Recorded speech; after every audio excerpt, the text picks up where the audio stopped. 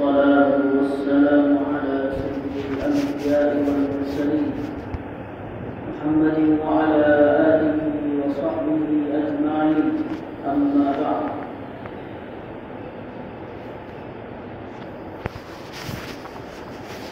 فقد قال الله تبارك وتعالى في كلامه المجيد: أعوذ بالله من الشيطان الرجيم، بسم الله الرحمن الرحيم. وما أرسلناك إلا رحمة للعالمين. صدق الله العظيم. محترم بزرگوں، دینی اور ایمانی بھائیوں،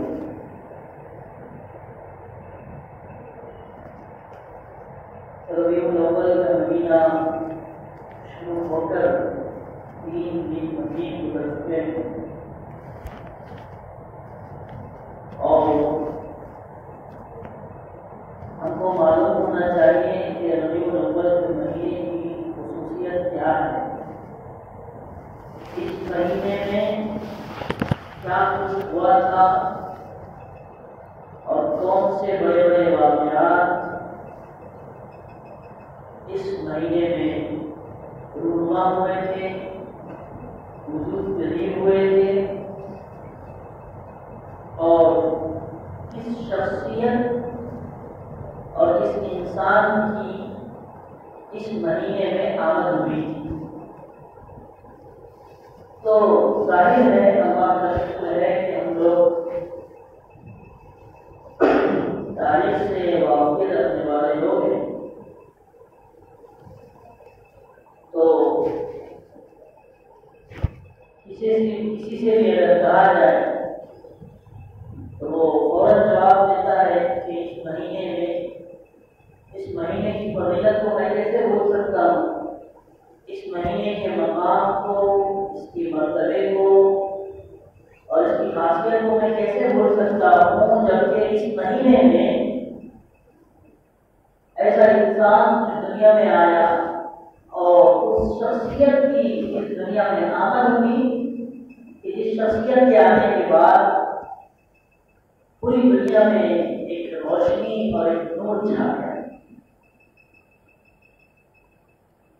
اور اب عجیب اتفاق ہے، غور کیجیے کہ اللہ پاک نے بھی اس مہینے ہی میں، جس کا نام ربیع ہے، یہ عربی الفاظ میں سے ایک لفظ ہے۔ ربیع کہتے ہیں بہار کو، جی بہار کو کہتے ہیں، اور بہار اسے کہتے ہیں کہ جب پتجھڑ کا زمانہ ہوتا ہے، جس میں ہرے بھرے درخت سوکھ جاتے ہیں اور ہر جگہ ایک مرجھائی ہوئی کیفیت رہتی ہے، اور دل نہیں لگتا ہے باہر آدمی کو اگر وہ دیکھتا ہے اس ماحول کو، اس موسم کو، ہر جگہ بالکل مرجھائی چھائی ہوئی ہوتی ہے۔ ایسے ہرے بھرے پتے جیسے کہ ہمارا قبرستان ہے، اور قبرستان میں کئی ایک درخت لگے ہوئے ہیں، آپ دیکھیے کتنے خوبصورت جو ہے ان کے اندر سرسبزی ہے، شادابی ہے، ہرا بھرا پن ہے، لیکن جب پتجھڑ کا موسم آئے گا اور جب یہ ربیع الاول ختم ہو جائے گا، اس کے کچھ مہینوں کے بعد آپ کو دیکھیں گے کہ یہ درختوں کے اندر پتے نہیں رہیں گے اور پتے جھڑ جائیں گے، اور عجیب سا ایک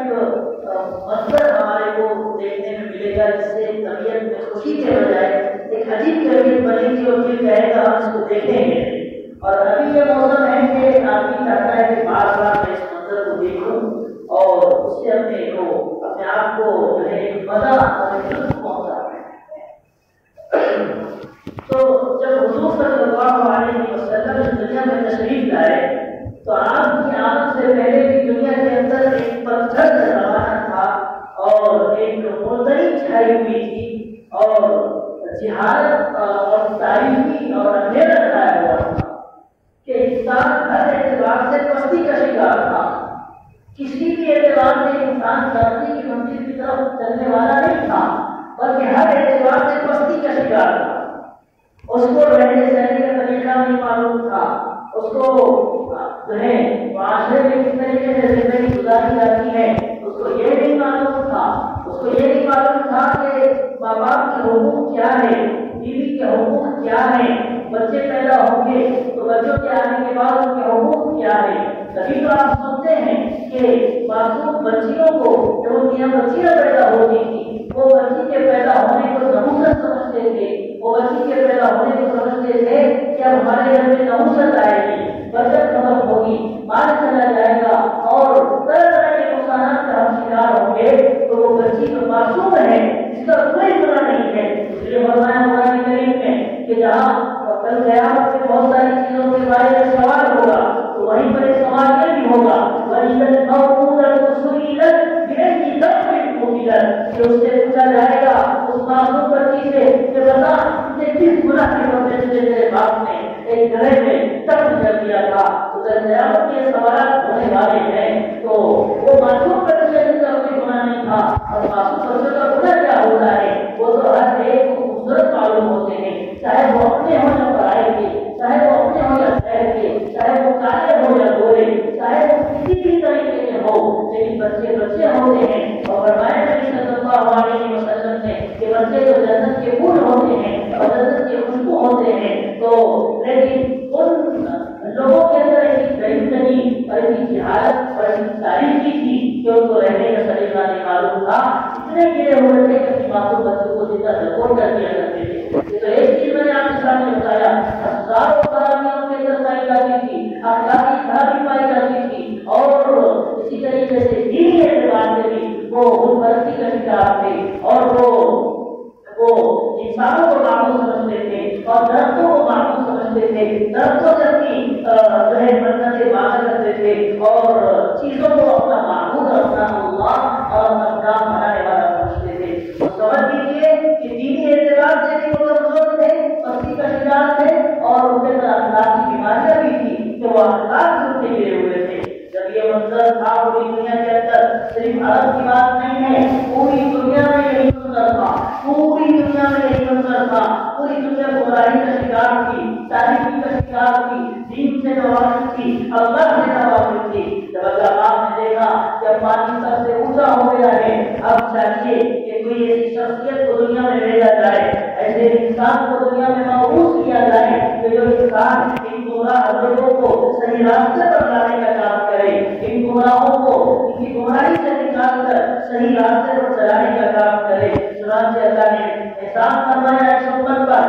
اور لوگوں پر، فرمایا لقد من اللہ علی المؤمنین اذ بعث فیہم رسولا من انفسہم یتلو علیہم آیاتہ ویزکیہم ویعلمہم الکتاب والحکمہ وإذ كانوا من قبل لفی ضلال مبین۔ کہ تحقیق ہے یقیناً اللہ پاک نے مومنوں پر اور ایمان والوں پر احسان فرمایا، فضل فرمایا کہ اپنے ہی مدعی سے ایک نبی کو مبعوث کر دیا، ایک نبی کو بھیجا تاکہ وہ اللہ کی قرآن کی آیتوں کو سکھائے، ان کے دلوں کو گناہوں کی گندگی سے، دنیا کی گندگی سے پاک صاف کرے اور ان کو غلط راستوں سے سیدھے راستوں پر لے کر آئے، اور ان کو قرآن کریم کی تعلیم دے، اللہ کے احکامات سمجھائے، اللہ جو جن چیزوں سے ناراض ہوئے ان سے ان کو بچائے، اور جن چیزوں سے اللہ خوش ہوتے ہیں وہ ان کو کروائے۔ اللہ نے نبی کی بعثت کا مقصد اس قرآن پاک کی آیت میں بیان کیا۔ تو یہ آیت بیان کی گئی، غور کرنے کی ضرورت ہے کہ اگر اللہ پاک جو ہے ہم کو، اگر اللہ پاک ہمارے درمیان نبی کو مبعوث نہ کرتا،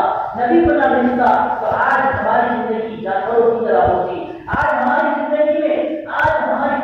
تہذیب اور ہماری زندگی میں دین اور اللہ کیا ہے اور قرآن کیا ہے ہم نہیں سمجھتے، لیکن اللہ کا احسان ہے کہ اللہ نے اس نبی کو بھیج کر پر احسان فرمایا۔ یہ ہماری ضرورت ہے، ہماری ذمہ داری ہے کہ ہم اللہ کا شکر کرتے رہیں، اللہ کا احسان مانتے رہیں کہ اللہ نے ہم ہی میں سے ایک ایسے انسان کو بھیجا جو ہمیں زندگی کا گزارنے کا طریقہ سکھائے۔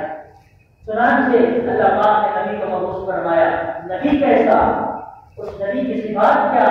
وہ نبی کیسا ہے؟ صرف ہم جانتے ہیں کہ ہمارے نبی کا نام محمد ہے صلی اللہ علیہ وسلم، وہ نبی مکے میں پیدا ہوئے صلی اللہ علیہ وسلم، بس ہم اتنا جانتے ہیں، لیکن نبی کی خصوصیات، نبی کا مقام مرتبہ اس اللہ ہمیں کے پاس کیا ہے، ہمیں یہ بھی جاننے کی ضرورت ہے۔ آج ہمارے دل میں نبی کی جیسی عظمت ہونی چاہیے ویسی نہیں ہے، ہم صرف زبان پر اپنے نبی کا نام لاتے ہیں اور ہمارے عمل سے نبی کی سنتیں نبی کے طریقے خالی ہیں، یہ اس بات کی علامت ہے کہ یا تو یہ ہو سکتا ہے کہ ہمیں نبی کا صحیح مقام نہیں معلوم، صحیح مرتبہ نہیں معلوم، یا تو یہ ہو سکتا ہے کہ ہم اپنے خواہشات پر زیادہ کرنے کے لیے اور اپنے خواہشوں کو نبی کی سنتوں کے آگے رکھنے والے ہیں۔ اگر ایسی بات ہے تو یہ ہمارے لیے ہلاکت اور بربادی ہے، اور اگر نہیں معلوم تو ہمیں معلوم کرنے کی ضرورت ہے۔ چنانچہ وہ نبی جیسا اس نبی کی فضیلت قرآن کریم میں اللہ پاک نے اس نبی کی تعریف فرمائی، واللیل والضحیٰ واللیل اذا سجا۔ اللہ پاک نے اپنے مبارک نبی کی قرآن میں قسمیں کھا کر اور اللہ نے اپنی نبی کی تعریف فرمائی کہ تمہارے جو ہے روشن چہرے کی قسم، تمہارے سیاہ زلفوں کی قسم، اور جو ہے اللہ پاک نے یا ایھا المزمل، اے چادر اوڑھنے والے، یا ایھا المدثر، اور یا محمد، اور اپنے نبی کا نام لیا اور نبی کے وَإِنَّكَ لَعَلَىٰ خُلُقٍ عَظِيمٍ کہ نبی تم اخلاق کے اتنے بلند مرتبے پر فائز ہو کہ اس مرتبے کے آگے کوئی نہیں پہنچ سکتا ہے۔ تو نبی صلی اللہ علیہ وسلم کی تعریف بیان فرمائی اور حدیثوں میں چنانچہ نبی صلی اللہ علیہ وسلم فرماتے ہیں کہ حضرت جابر رضی اللہ تعالیٰ آپ فرماتے ہیں کہ مجھے اس وقت نبی بنا دیا جا چکا تھا، اس وقت نبی مجھے بنا دیا جا چکا تھا جبکہ آدم علیہ السلام کا بھی خطہ کیا جا چکا تھا کہ اللہ کے نبی کے ہمارے نبی کی شان ہے، یہ مقام ہے، یہ مرتبہ ہے کہ ابھی آدم علیہ السلام کا خطہ بھی تیار نہیں ہوا، اللہ نے آخری نبی کے بنانے کا فیصلہ کیا تھا۔ نبی خود فرماتے ہیں کہ میں حضرت اللہ پاک نے ابراہیم علیہ السلام سے اسماعیل کو اور ان کے بنی کنانہ میں سے جو ہے قریش کو، ان کی اولاد میں سے بنی کنانہ کو، بنی کنانہ میں سے قریش کو، قریش میں سے بنی ہاشم کو، اور بنی ہاشم میں سے مجھے اللہ پاک نے منتخب فرمایا۔ نبی فرماتے ہیں کہ میں ابراہیم علیہ السلام کی دعاؤں کا ثمرہ اور نتیجہ ہوں، میں ابراہیم علیہ السلام کی دعاؤں کا ثمرہ اور نتیجہ ہوں۔ جب ابراہیم اور اسماعیل علیہ السلام کعبے کی تعمیر کر رہے تھے تو ایک دعا کی تھی، ربنا وجعلنا مسلمین لک ومن ذریتنا امة مسلمة لک وجعلنا مسلمین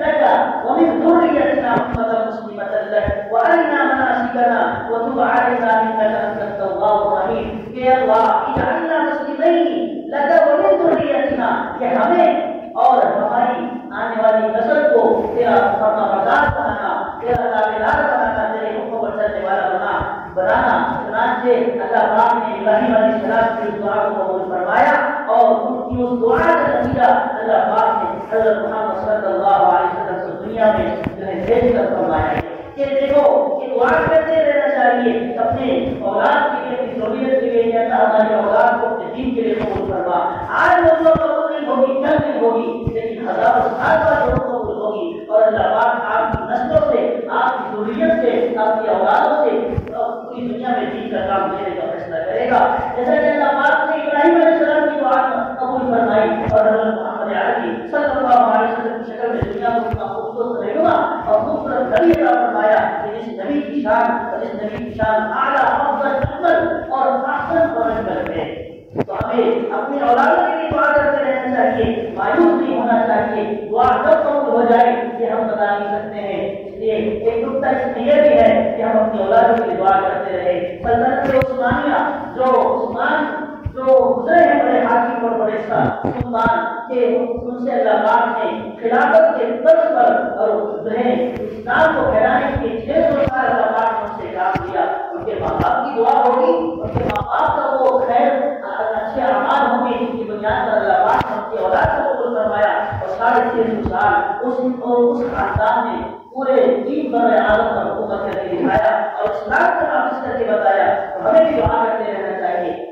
بہرحال ہم نبی صلی اللہ علیہ وسلم کی امتی ہیں۔ یہ ربیع الاول کا مہینہ شروع ہو چکا ہے اور یہ ربیع الاول کا مہینہ ایسا ہے کہ اس ربیع الاول کے مہینے کو اللہ کے نبی کی ولادت سے، اللہ کے نبی کی وفات سے، اللہ کے نبی کی ہجرت سے بہت خاص مناسبت ہے، خاص تعلق ہے۔ یہ تمام واقعات اس خوبصورت مہینے میں رونما ہوئے ہیں اور ان کو وجود ملا ہے۔ چنانچہ ہم اس نبی کی امتی ہے، ہم صرف نبی کی امتی اپنے آپ کو کہتے ہیں، لیکن نبی کا مقام و مرتبہ کیا ہے ہمیں معلوم نہیں ہے۔ معلوم کریں گے اور نبی کا مقام، نبی کی عزت ہمارے دل میں پیدا ہوگی اور اس نبی کے طریقوں پر چلنے کا جذبہ اللہ پاک دلوں میں پیدا پیدا کرے گا. تو چنانچہ اللہ کے نبی کا مقام اللہ کے یہاں بہت بڑا ہے کہ اللہ پاک نے خاتم النبیین بنایا، خاتم النبیین بنایا. اور پہلی خصوصیت، ایک بہت بڑی خصوصیت میں خصوصیت یہ بھی ہے کہ اللہ کے نبی کا مقام، اللہ کے نبی کو پوری دنیا کے لیے، قیامت تک کے لیے پوری دنیا کے لیے نبی بنا کر بھیجا گیا ہے.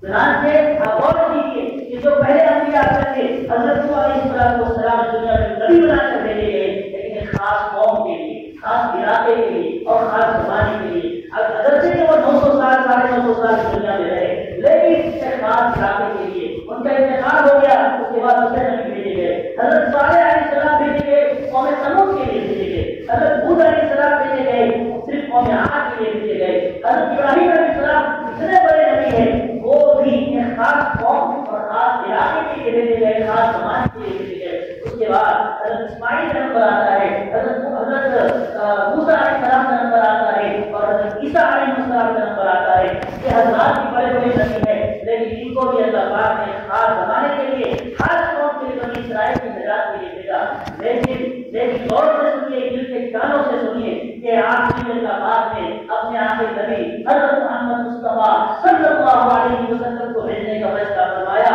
تو اس نبی کو اللہ پاک نے کسی خاص قوم کے لیے نہیں، خاص زمانے کے لیے نہیں، خاص علاقے کے لیے نہیں اور خاص لوگوں کے لیے نہیں بھیجا، بلکہ اللہ پاک نے ان کو آخری قیامت کے آخر تک جو لوگ آئیں گے ان سب کے لیے اللہ پاک نے ان کو نبی بنا کر بھیجا ہے. یہ ہے ہمارے نبی کا مقام کہ جب تک خدا کی خدائی بیان کی جائے گی تب تک مصطفیٰ کی مصطفیٰ ضرور بیان ہوگی. اور اللہ پاک نے قرآن میں فرمایا وَرَفَعْنَا لَكَ ذِكْرَكَ کہ ہم نے تمہارے آوازیں کو بلند کر دیا، ہم نے تمہارے ذکر کو بلند کر دیا. اس لیے آپ دیکھتے ہیں یہ آیت تھی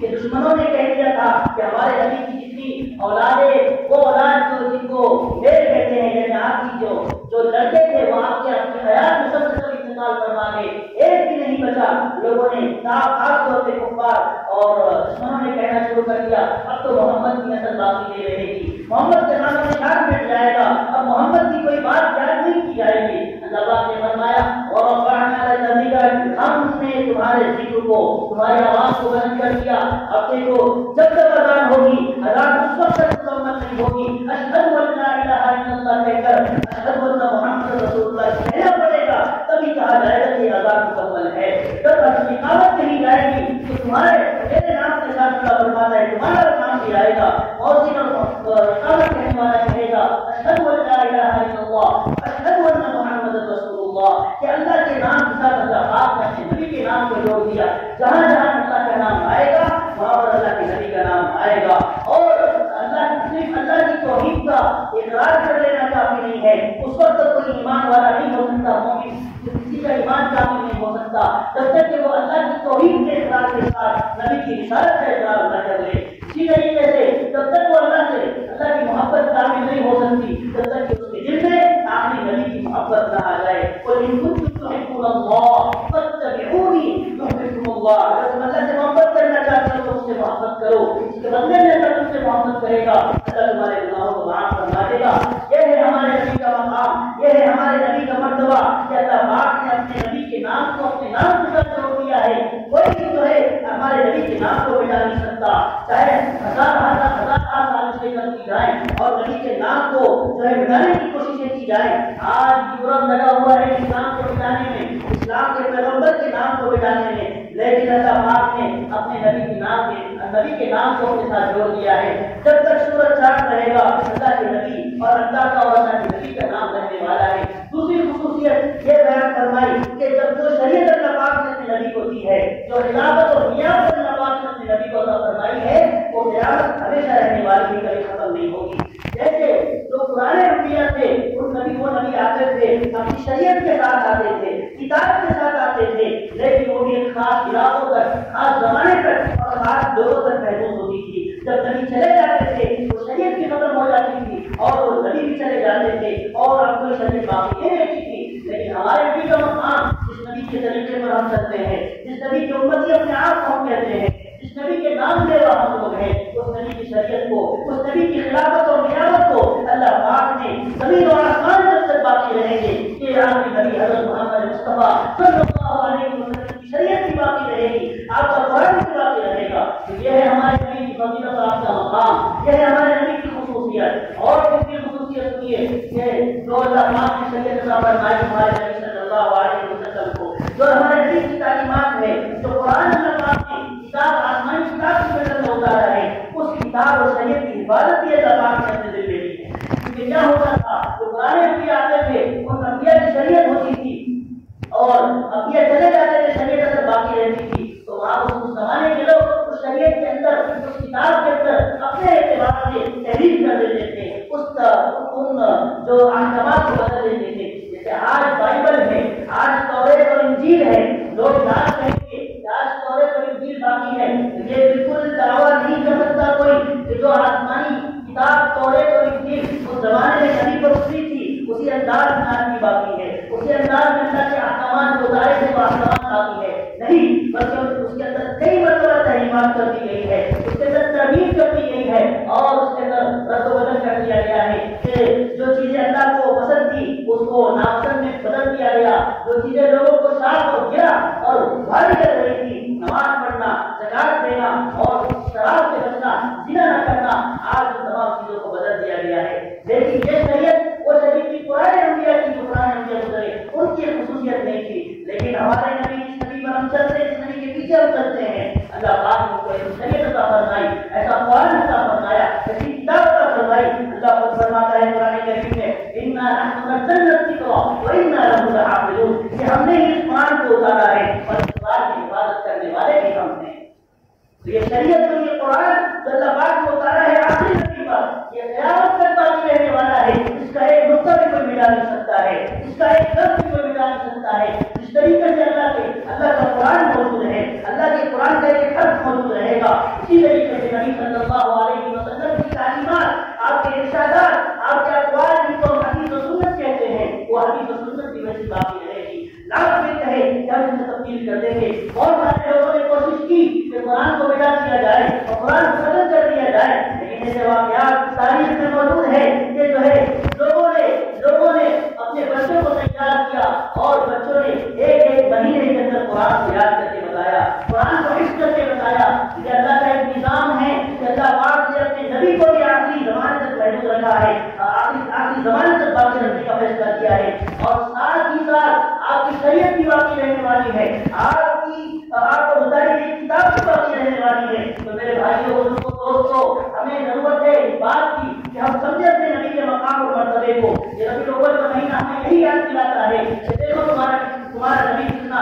بلند مرتبے والا ہے، کتنا شرافت والا ہے، کتنا اعلیٰ اور عرفہ ہے، کہ تمہارے رب نے کتنی تعریفیں فرمائی اور کیسا خوبصورت مقام اور کتنا بڑا مقام اس کو عطا فرمایا ہے۔ اب تمہاری ذمہ داری ہے کہ تم اس نبی کے مقام کو جان کر اس کی سنتوں پر چلنے والے بن جاؤ، اس کے طریقوں پر چلنے والے بن جاؤ۔ تمہاری کامیابی اسی میں چھپی ہوئی ہے۔ اگر تم ادھر ادھر بھٹکو گے تو تم بھٹکتے رہو گے اور تمہیں کبھی جنت ملنے والی نہیں، کبھی صحیح راستہ دکھنے والا نہیں، اور یہاں بھی رسوائی ہوگی، یہاں بھی ذلیل ہونا پڑے گا، اور جلد اللہ کا دربار بھی ہمیں ذلت کا شکار ہونا پڑے گا۔ اس لیے یہ ربیع الاول کا مہینہ چل رہا شروع ہو چکا ہے، یہ اللہ کے نبی کی تعریفوں والا مہینہ ہے، اور یاد رکھیے جتنی تعریفیں اللہ کے نبی کی لکھی گئی اور لکھی جا رہی ہے اور لکھی جاتی رہے گی، جتنا بیان کیا گیا، بیان کیا جا رہا ہے اور بیان کیا جاتا رہے گا، ان سب سے اعلیٰ اور بالا ہمارے نبی ہیں۔ ہمارے ابھی کچھ بھی بیان نہیں کیا گیا، ابھی کچھ بھی نہیں لکھا گیا، ان تمام سے بڑھ کر ہے ہمارے نبی کی ذات، ہمارے نبی کی ہستی، اللہ نے فرما دیا وَإِنَّكَ لَعَلَىٰ خُلُقٍ عَظِيمٍ، کہ تم اخلاق کے بلند مرتبے پر فائز ہو، کہ اخلاق کو بلند مرتبے تمہیں کہتا ہے کہ ہم تمہارے پیچھے ہیں، تمہارے اخلاق ہم سے اوپر ہیں۔ تو یہ ہمارے نبی کا مقام ہے۔ انشاءاللہ اگلے ہفتے بھی ہمارے نبی کا مقام کیا ہے اور ہماری ذمہ داری کیا ہے اس پر بات ہوگی۔ اللہ پاک سے دعا ہے کہ اللہ پاک ہم سب کو اپنے نبی کے مقام مرتبے کو سمجھنے والا بنائے اور آپ کے طریقوں پر چلنے والا بنائے، اور سچی کی محبت اللہ پاک ہمارے دلوں میں اپنے نبی صلی اللہ علیہ وسلم کی پیدا فرمانے کے فیصلے فرمائے۔ وآخر دعوانا ان الحمد للہ رب العالمین۔